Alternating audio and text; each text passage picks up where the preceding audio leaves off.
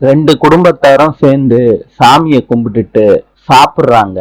சாரதா அவங்க வீட்டு கதைய விஜயோட தாத்தா கிட்ட சொல்றாங்க. தாத்தா கேக்குறாரு, நவீனு, கொடைக்கானல்ல ரெசார்ட் வச்சிருக்கீங்களே, அது எப்படி போய்கிட்டு இருக்கு?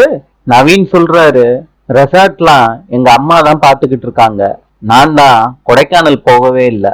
தாத்தா சொல்றாங்க, நவீனு, அதெல்லாம் பொம்பளைங்க பார்க்க வேண்டியது இல்லப்பா.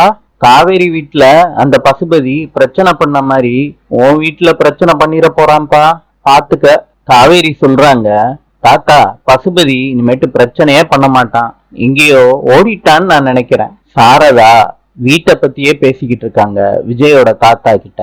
விஜய் எல்லாத்தையும் கேட்டுட்டு சொல்றாரு, காவேரியே அந்த வீட்டை வாங்கிட்டுமே. சாரதா சம்மதம் சொல்றாங்க. விஜய் சொல்றாரு கங்கா கிட்ட, மார்க்கெட் ரேட் என்னவோ அந்த ரேட்டுக்கே நாங்க வாங்கிக்கிறோம் வீட்டை. வீட்டோட பேரு மாத்திரம் காவேரின்னு மாறப்போகுது, ஆனா எப்பயுமே அது உங்க வீடு தான். விஜய் சொன்னது கங்காவுக்கும் யமுனாவுக்கும் பிடிக்கல. வீட்டுக்கு போய் சண்டை போடுறாங்க அவங்க அம்மா கூட. நாளை சந்திப்போம்.